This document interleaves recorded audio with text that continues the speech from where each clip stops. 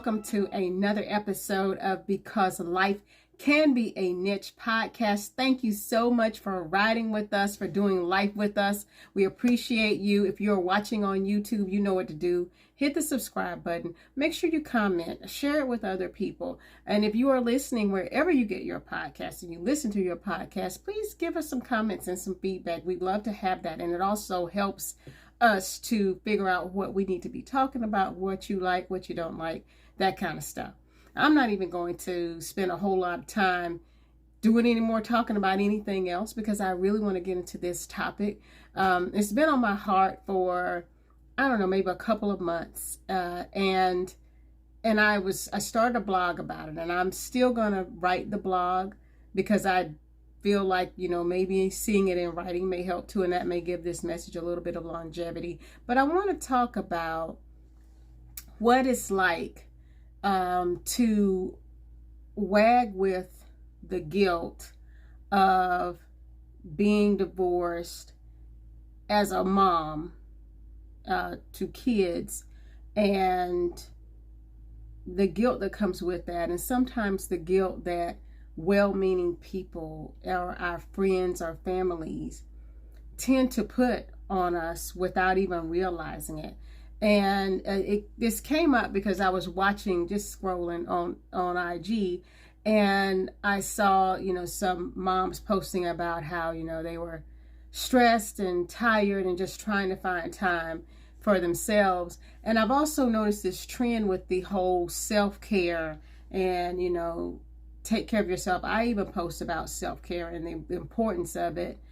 But, how did we even get to the point where self-care became a coined term that's even considered necessary or even a thing? Like, why is that now being pushed as if we have no clue how to do it, or we have to give ourselves permission to take care of ourselves, and where the guilt comes in with that? And it just brought back memories for me of incidents where, again, well-meaning people who love me. When I first got divorced, I remember, people would tell me, well, you got to put your kids first. And, well, you can't really worry about that now because your kids come first. And that statement, I never said anything to people when they first used to say that, because people said that a lot to me for years. And I've been divorced for 7 years now, and people would just say it like, it was necessary to be said. And it hurt my feelings, one, because I'm thinking like, okay, well, I'm a good mom. I'm a good mom. I don't neglect my children. Why do you feel it necessary to tell a good mom that she needs to put her children before herself? It is almost like an admonishment. It almost felt like I was being chastised, like, well, you're divorced now, so it's not about you. And, it's never about you, actually, when you have children. Let me just be clear. When you get married, it's not about you. When you bring children into the mix, it's definitely never about you. You are definitely way back in the line of about who it's about. You're way, way back there. But I just remember, just like this, it hurt me. And I could have been emotional, from everything that was going on, having to tell my children that, okay, we're going to be living alone, and, mommy's got you these days, or mommy's got you 2 weeks, and then daddy gets you on the weekends. I mean, that's already enough in itself. And to have that statement made, it just made me think about how we should be more careful with our words, and how we talk to people when they have gone through a loss, or even let's say it's not a divorce. Let's say that someone is widowed, and they are now the sole provider, or the main provider for their children. I've seen people say that to folks who, you know, have lost a loved one or a spouse or a significant other. And it's like, well, it's, you know, well, you can't worry about that. You know, you got to get yourself together because, you know, your kids come first. And, you know, there may be some people out there who need to hear that. There may be some moms or dads who need to hear that, you know, the kids should come first. I don't know what they got going on, but I know everybody is not necessarily as gung-ho about parenting as others are. But I thought about, like, you know, did any of these people tell the guy that he needs to put the children first, or tell the man that he should put the children first? It always seemed to be, and I don't know what, you know, when men get together, maybe you tell your boy, hey man, put your kids first, take care of your kids. For those of y'all who listening, I'm making these eyes like it might happen. I would be impressed if it did. Men, drop in the comments if you've told your buddy that, if you told your guy friends, hey man, what you doing, put your kids first, then please get in the comments and let me know, because I want to give you a shout out. But it seems that for some reason, and I won't say society, but it is like a norm almost, where we have to tell the mom, you know, where her priorities should lie, or where, you know, she has to check her feelings or check what's going on and put that to the side. And then, you know, I wonder if that's not why we have all of these now, you know, coming up in our age, in our era. Now it seems like now we have to talk about self-care. But this started decades ago, because divorce is not new. And, you know, I even remember watching TV shows, and if there was a divorced parent, first of all, you know, God forbid somebody was from a divorced home. But when I was a little girl growing up, it was like that. It's like, oh, you know, well, her parents are divorced. And, you know, and that, oh, you know, kind of became a whole dialogue in itself. But even then, you know, people were like, well, we know that you have to take care of your kids and your kids. And I'm not suggesting that you don't take care of your children. By all means, please do. If you rolled out of the hospital with them, or if you have adopted, or you have or you are now the caregiver or the guardian of children, okay, we know that. Let's settle that we have accepted the choice of being a parent when we became a parent. Let's just say all of us did that. So do you really need to say that out loud to someone? And you know, I'm going to point the finger at myself too, because I had to examine, like, why am I so offended when I'm told this?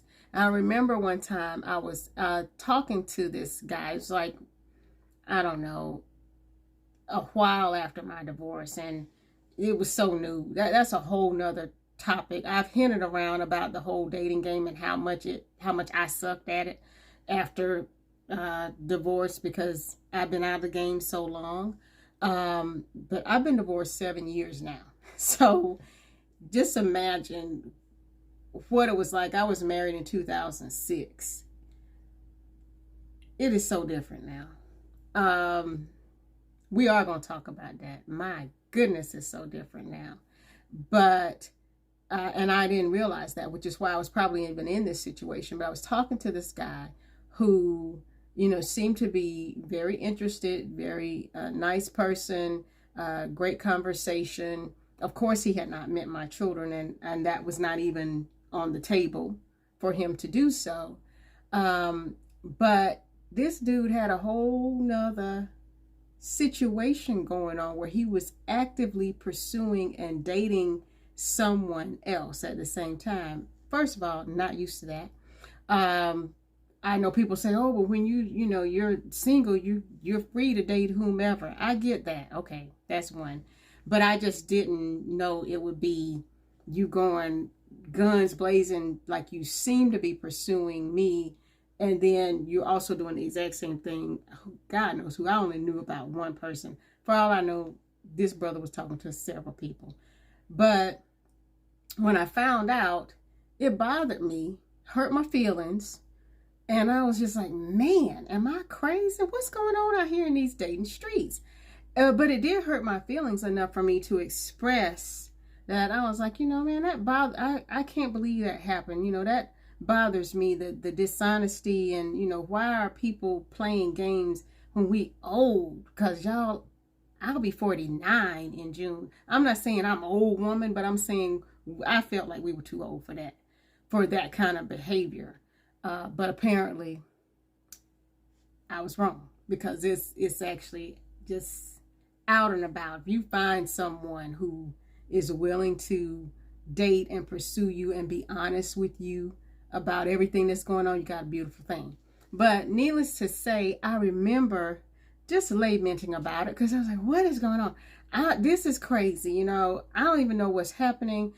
I don't understand this dating situation. And I was told, well, you can't really worry about that, because you need to be worried about your children anyway. You need to put your children first. You don't have time to worry about that.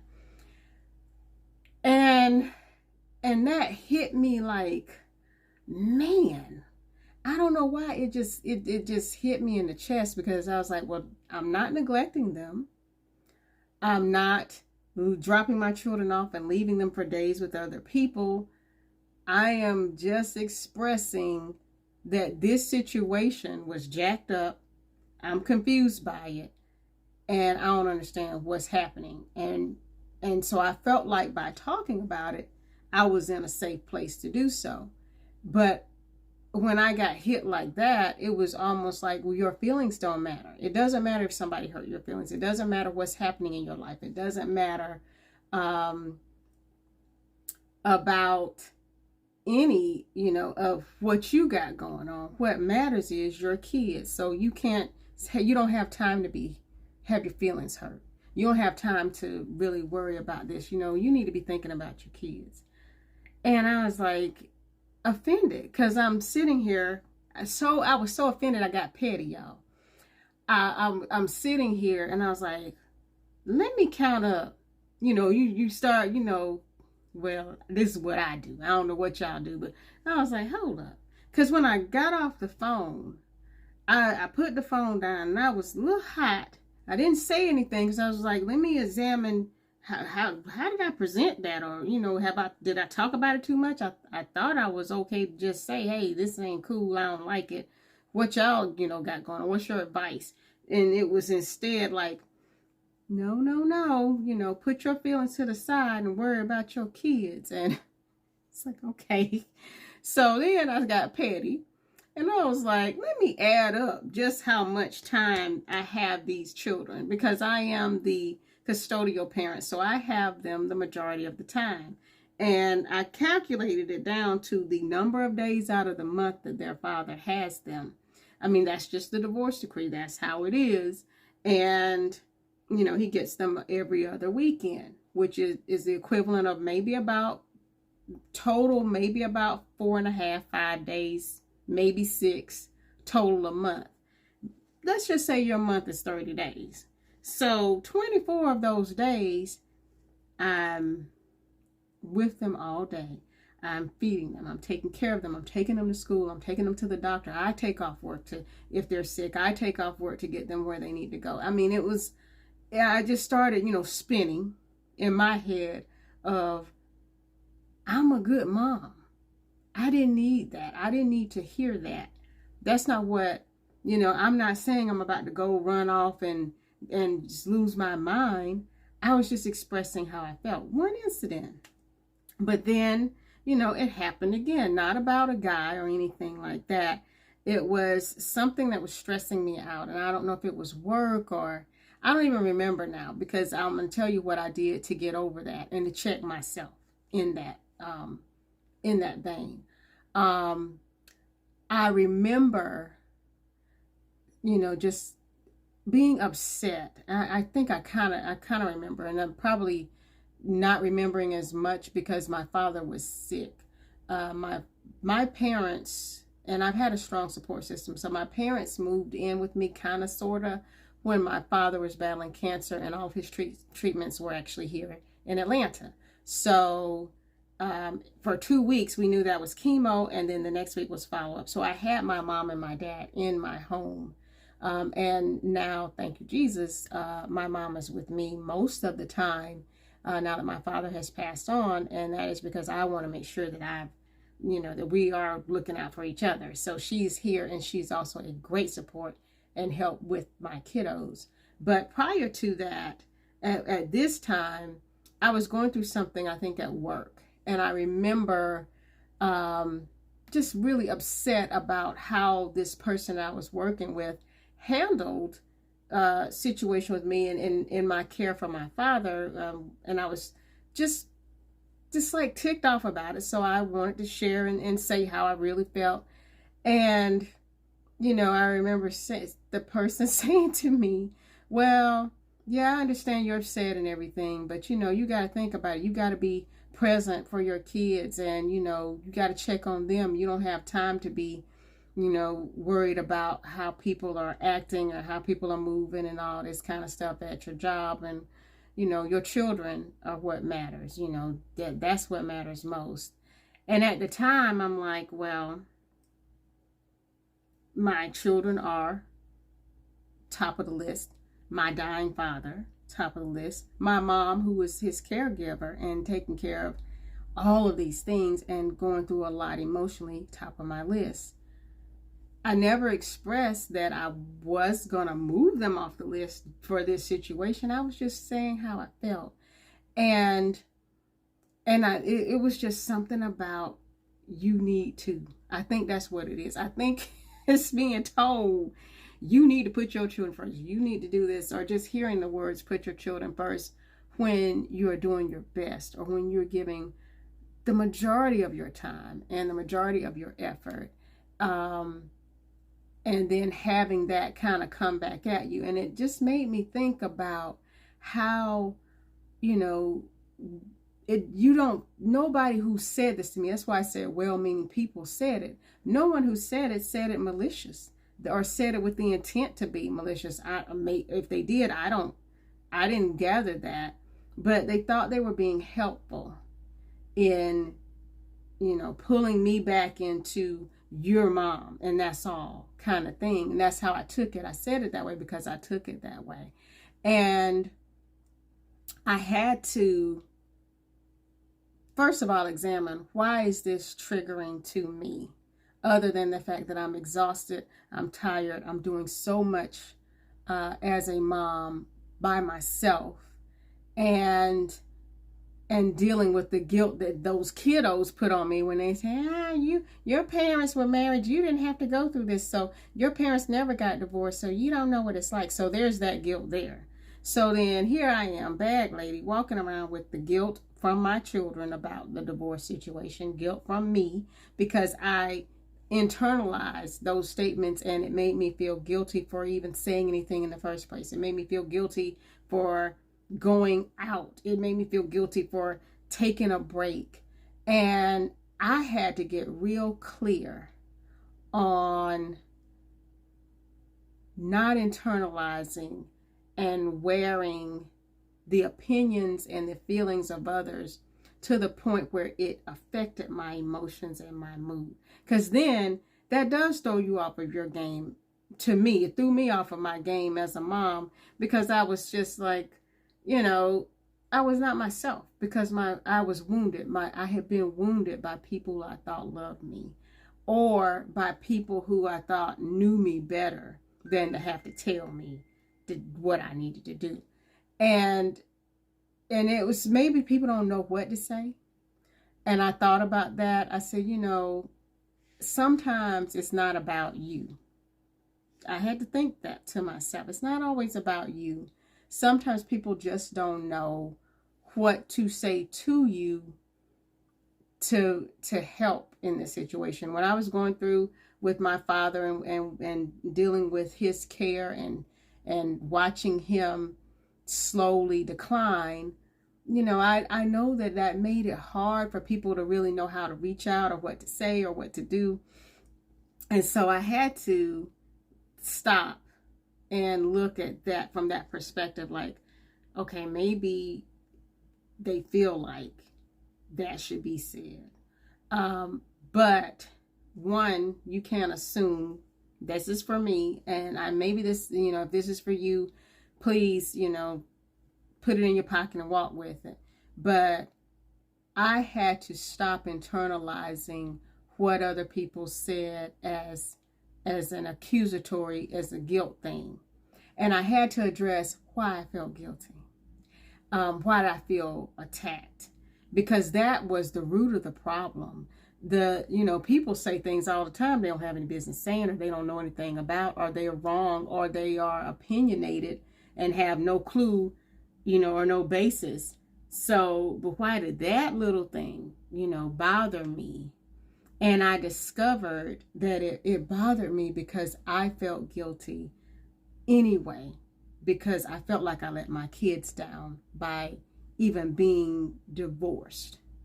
Knowing that, the divorce was inevitable, it was a better decision in the long run for health, for functionality, and to remove a lot of things that were not working and a lot of dysfunction that was happening.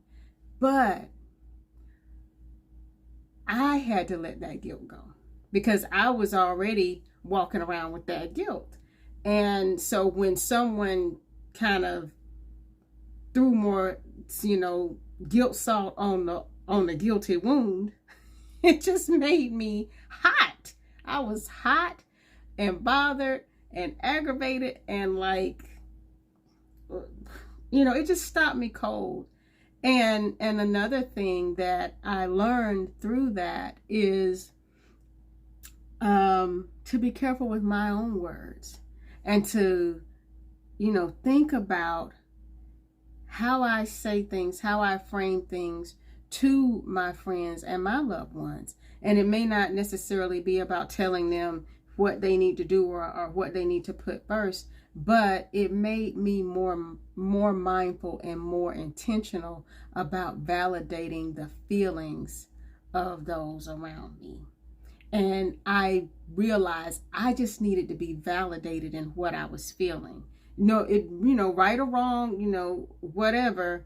I just need to know that you understand what I'm feeling, and, not tell me you can't feel. You don't have time to be feeling. You ain't got time to be, angry with the person you're working with because they don't understand about your dad. It's like not helpful, not helping at all. And so I changed those things. The way I received them made me be a better friend, I think. And it also brought out in me to be more of an attentive listener, and to really tune in to what people thought and what they were feeling. The third thing was get yourself some therapy, which I did. I was already in therapy anyway, but I specifically addressed that particular issue because I wanted to make sure that I addressed the root. Because when you feel things, and when you start, feeling some type of way because someone else has said something or done something, then they're controlling you.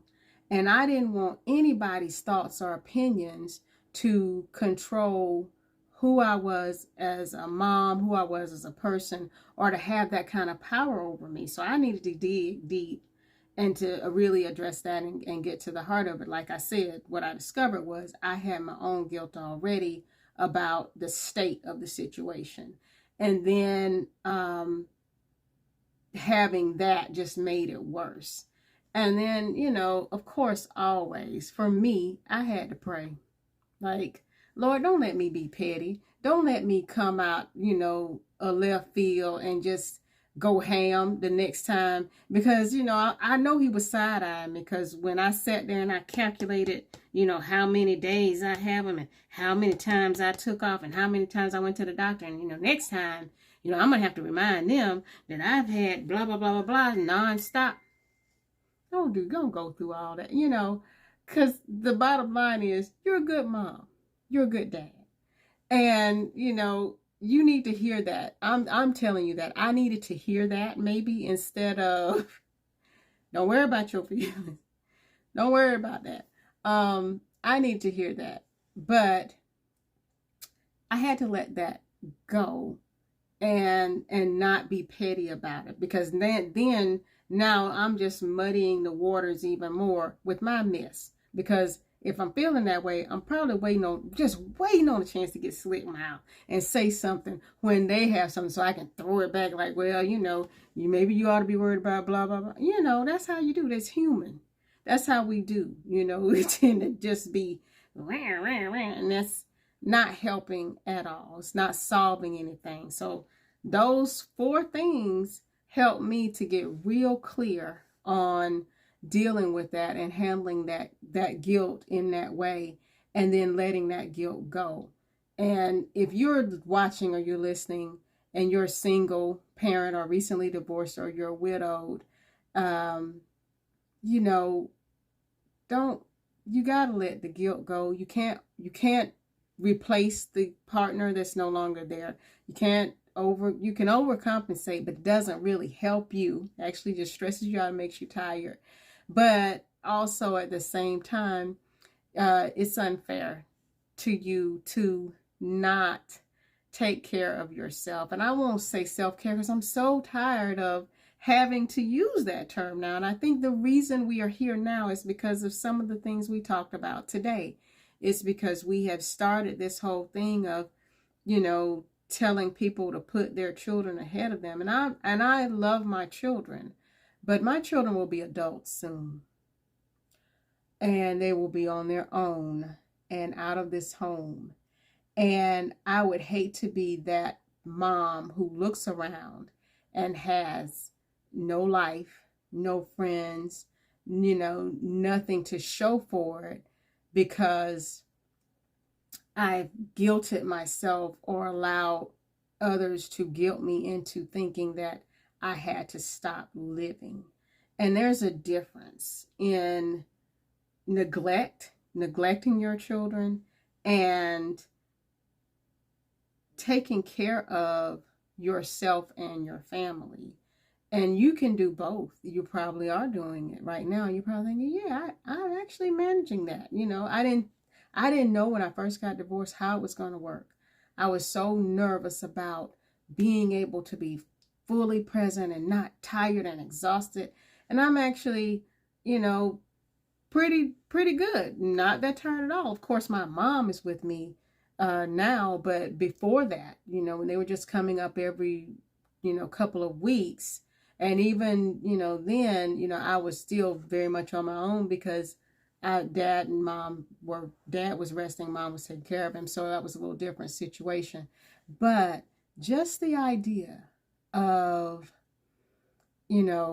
making sure that you understand you are perfectly okay to have feelings, to go out and get your nails done, to get your hair done, to spend a day in the city with your girlfriends or with your guy friends.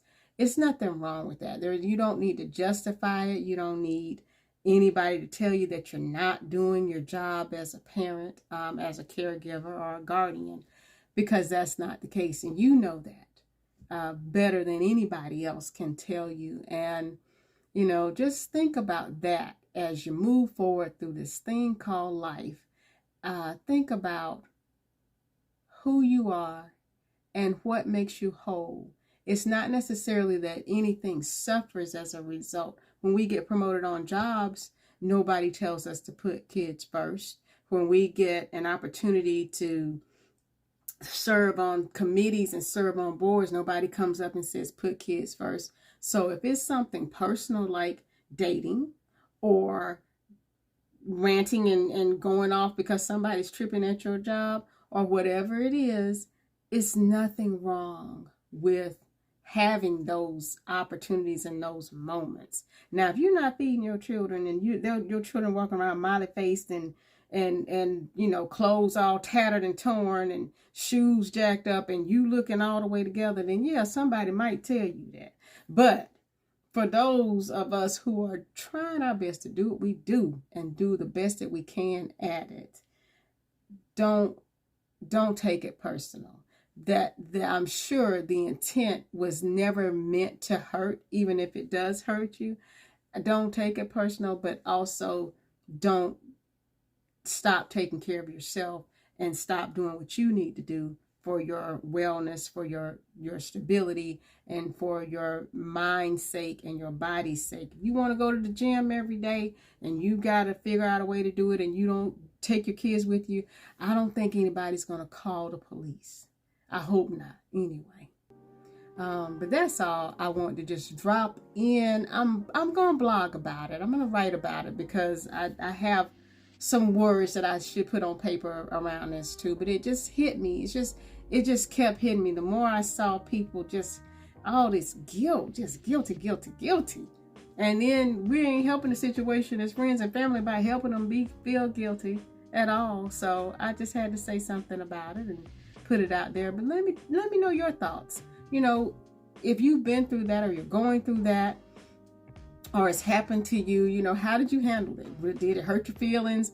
Did you say, oh, well, they don't know what they're talking about and you just move on? I mean, how did you deal with it? Or what are your thoughts about it? Or are you that person and you're like, I never thought about it that way when I've said that?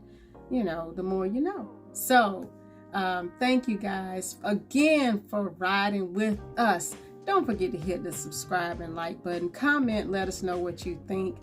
Give us topics that you want to talk about. We have a lot lined up coming, a lot of guests coming on the show. But today you just got me, just me by myself, just dumping it all out there, just giving you some real truth for some things that happened to me that are in the past now that I no longer let worry me anymore. But I just wanted to share what happened, how I got through it. Hopefully it helps you. You guys always be good to yourselves and be good to each other. And I will see you when I see you.